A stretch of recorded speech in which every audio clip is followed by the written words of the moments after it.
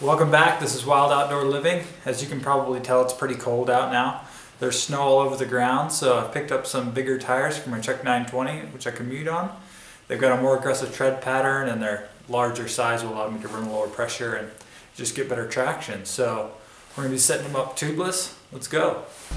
Okay, so the first thing you need to do is remove the wheels, and to do that you're going to put your bike in the smallest chainring in the front and the smallest cog in the back.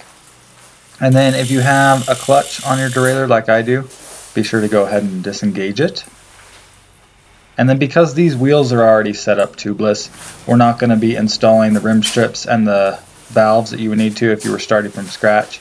But just know that with Bontrager wheels, you're just going to snap that rim strip into place. With other wheels, you might be installing the stands tape, and then you're going to thread in by hand the tubeless valve.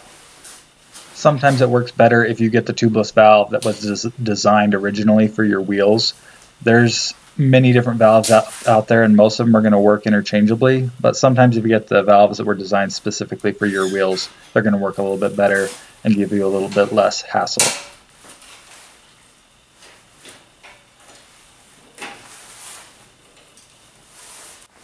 I think it's also important to take the tires out of the packaging before you let any air out of your tires, just to make sure there's no defects out of the factory, make sure everything's good to go and the sizes are right and everything is correct. It would be kind of a pain to let all the air out of your tires, pull the tires off, and then open up the packaging and realize you're going to have to go back to the shop.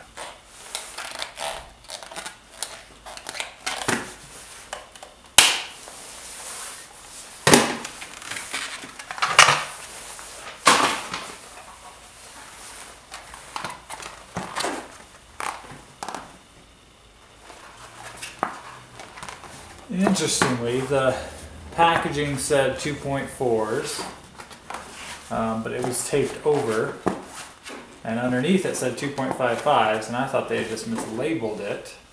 But as you can see, this tire actually says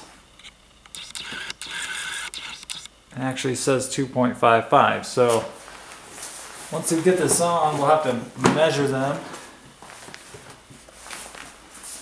and see what they really are. Look at that tread pattern, it's pretty darn aggressive. I picked these XR4s mostly just because they were on sale, and they're the most aggressive cross-country style tire that Trek makes. I probably could have gone with the 27.5 plus wheel set, but that was just a lot more investment. I was able to pick these tires up pretty cheap into the season, and I think they'll do pretty well for me. Next thing we're going to do here is remove the other tires. I'm going to keep these for summer use and road and gravel riding. These are XR1s, which it's in the same line as an XR4, but this is the cross-country race tire. It puts an emphasis on low rolling resistance rather than grip. The XR4 is kind of on the other end of that spectrum. It's a heavier tire, it's a meatier tire, but has a lot more traction. So just depends on what you're using them for, really. So let's see here. Big thing is just breaking that bead off of the wall. These tires kind of get glued on. These aren't too bad. I've had much worse in terms of trying to get sidewalls off. Real test of getting the other side off. There we go, not too bad.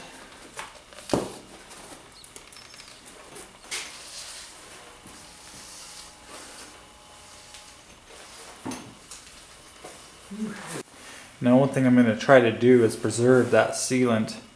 As you can see, the sealant is a little bit old. It's starting to kind of layer up on the tire, and so I'll peel that off. But just to get it set up, I'm going to use this leftover sealant, and then I'll add some more later once it's all set and I see if I have any leaks anywhere.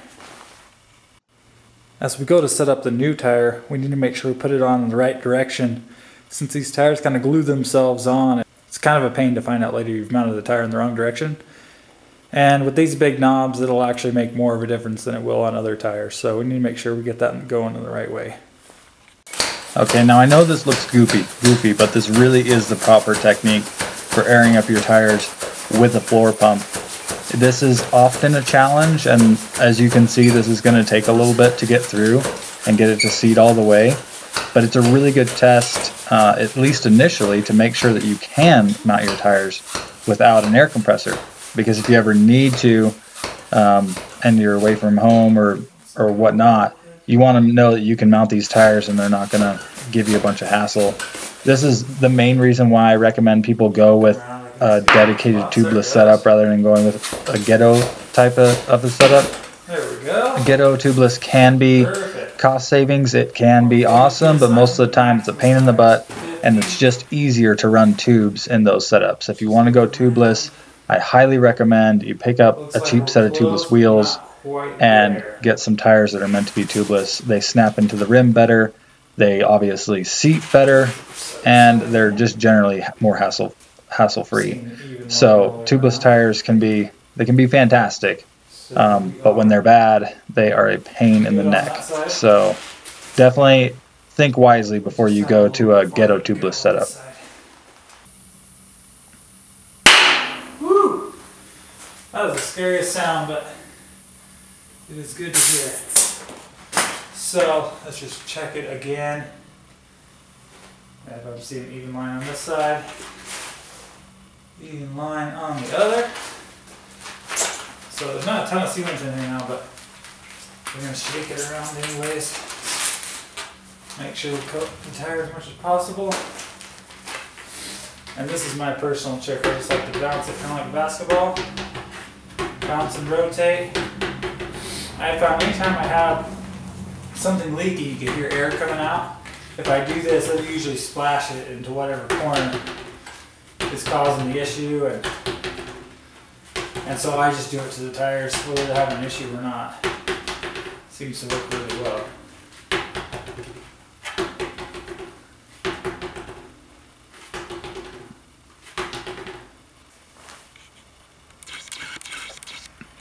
Look how much wider that tire is compared to the 2-inch tire on your left. In fact, it's quite a bit taller as well.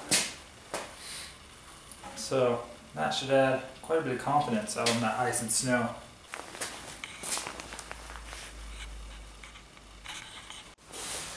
Now I'm not going to show you how to mount a tire to the rim, but I do want to show you one of the ways in which you can transfer sealant from one tire to the other.